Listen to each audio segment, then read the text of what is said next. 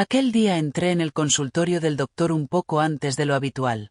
Tenía prisa por entregar unos informes y revisar unas notas antes de que empezara la jornada intensa. Abrí la puerta con la misma naturalidad de siempre, pensando que el doctor estaría allí, como todas las mañanas. Pero el silencio que encontré era distinto, demasiado quieto, casi inesperado. El doctor no estaba. Había dejado su bata sobre la silla, así que debía de haberse ausentado solo unos minutos. Pero no estaba sola.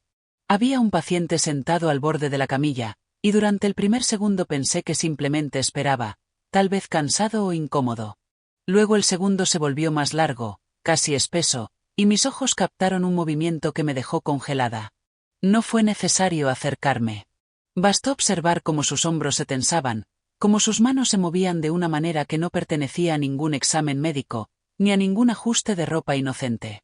Me quedé inmóvil, clavada en el marco de la puerta, sintiendo que el aire se volvía más frío alrededor. Él tampoco esperó encontrarme allí. Su mirada, primero sorprendida, luego asustada, me dijo más que cualquier palabra. Era evidente lo que estaba haciendo, aunque ninguno de los dos lo nombrara nunca. Me invadió una mezcla extraña de incredulidad, vergüenza ajena y ese tipo de silencio incómodo que parece suspender el tiempo. Cerré la puerta detrás de mí lentamente y le pedí, con la voz más profesional que pude reunir, que por favor se detuviera.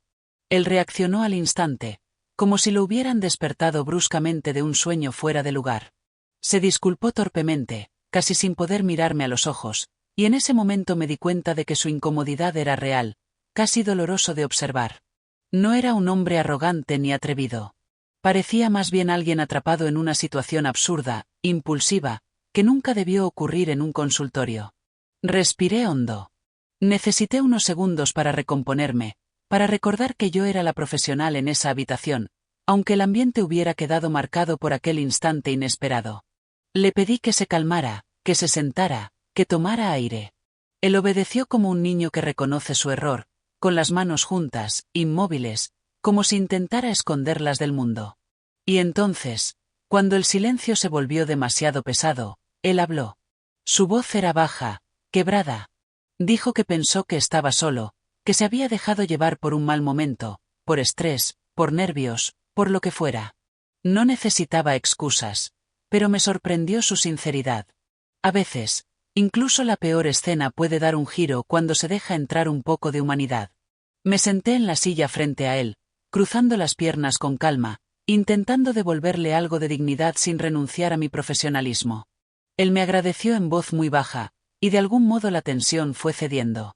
Sentí que la energía de la habitación cambiaba, como si aquel momento, que debió ser simplemente vergonzoso, se transformara en una conversación improbable entre dos desconocidos que, sin querer, habían visto demasiado el uno del otro. Fue entonces cuando me fijé bien en él, un hombre de unos 30 y pocos años, mirada tranquila cuando lograba sostenerla, y un tono de voz suave que contrastaba con lo que acababa de suceder. Y contra todo pronóstico, comenzamos a hablar. Primero de lo ocurrido, sin detalles, sin juicios, solo tratando de entender. Después, sin darnos cuenta, de otras cosas, del estrés, de la soledad, de la vida cotidiana que a veces aprieta más de lo debido. Mientras hablábamos, sentí que la incomodidad se deshacía poco a poco, como si la conversación fuera una puerta abierta hacia algo inesperadamente más cálido. Cuando el doctor regresó al consultorio, nuestra conversación se interrumpió de forma natural. Yo ya estaba revisando unos papeles, él ya estaba sentado con las manos bien quietas sobre las piernas, y nada en la escena revelaba el instante extraño que habíamos vivido minutos antes. Fue como si ambos hubiéramos construido un pequeño pacto silencioso para dejar ese episodio entre nosotros, guardado en un rincón de la memoria donde no molestara a nadie. Al terminar mi turno, lo vi esperándome en el pasillo. No me habló al principio, solo me dedicó una mirada tímida, algo avergonzada, como si todavía no estuviera seguro de si debía acercarse.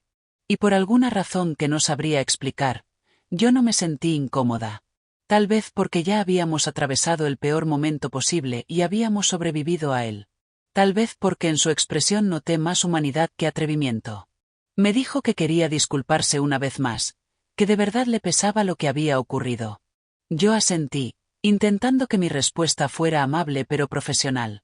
Aunque dentro de mí algo se movió, algo que no debería haber estado allí. Cuando salimos al exterior, el aire fresco me despejó un poco la mente. Él caminaba a mi lado, con pasos moderados, como si temiera invadir mi espacio.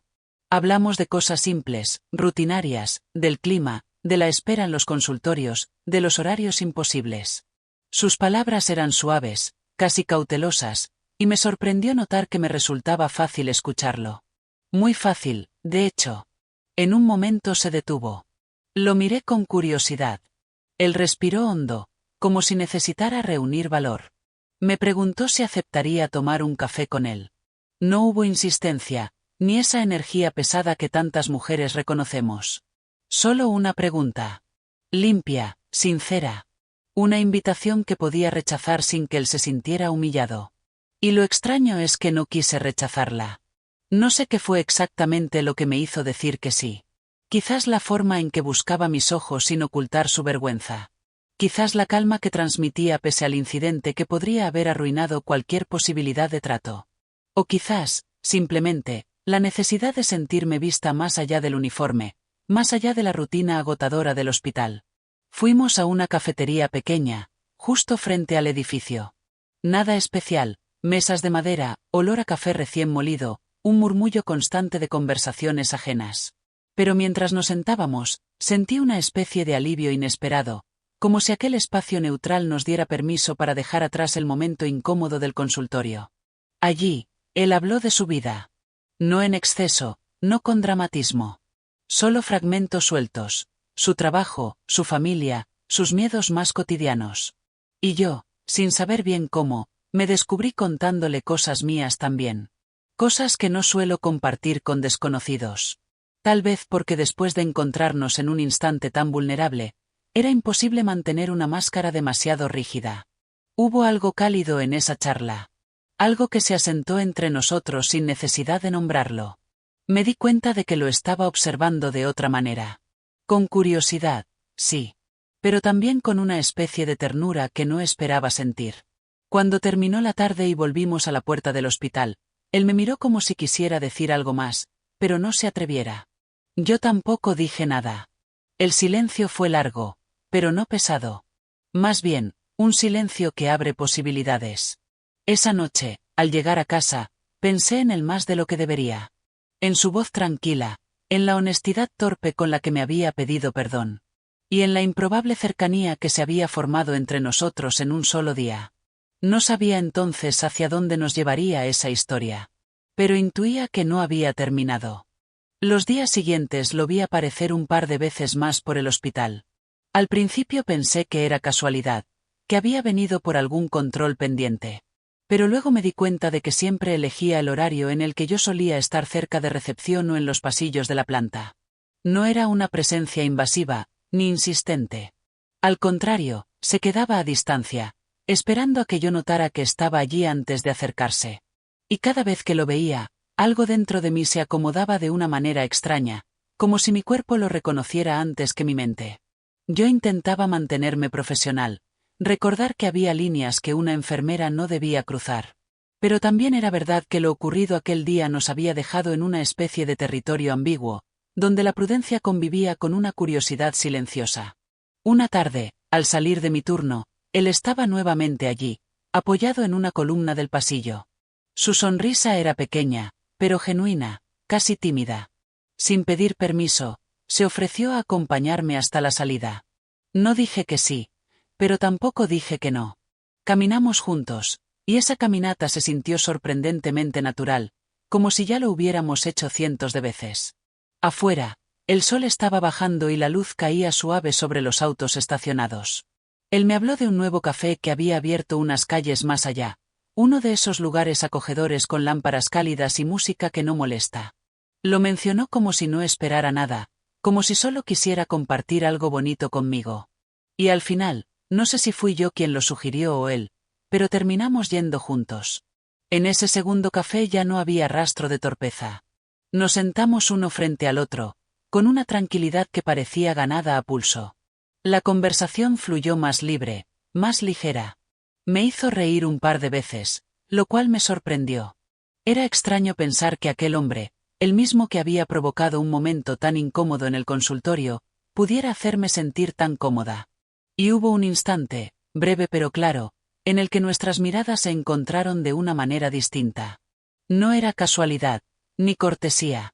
Era ese tipo de conexión silenciosa que se forma cuando dos personas dejan de esconder lo que sienten. No dije nada, porque no hacía falta. Él tampoco. Pero los dos lo entendimos. Cuando nos despedimos, él me tomó la mano con una suavidad que me desarmó por dentro. No fue un gesto atrevido, ni apresurado. Fue una pregunta sin palabras, una invitación a dejar que algo naciera entre nosotros sin miedo. Y yo, sin pensarlo demasiado, no retiré la mano. Aquella noche, al volver a casa, me recosté en la cama y repasé cada detalle del día. Algo había empezado. Algo que ninguno de los dos buscaba, pero que nos había encontrado igual. Pensé en él, en la manera en que me escuchaba, en cómo sus ojos tenían un brillo cálido que no había notado antes. No sé qué destino tendrá esta historia, ni si la vida nos llevará por caminos fáciles o difíciles. Pero hay certezas que se sienten en el pecho antes que en la cabeza. Y la mía era simple. Aquel encuentro inesperado, incómodo, casi absurdo, estaba convirtiéndose en algo que ya no podía ignorar. Y a veces, así empiezan las historias reales. No con perfección, sino con un tropiezo que abre una puerta.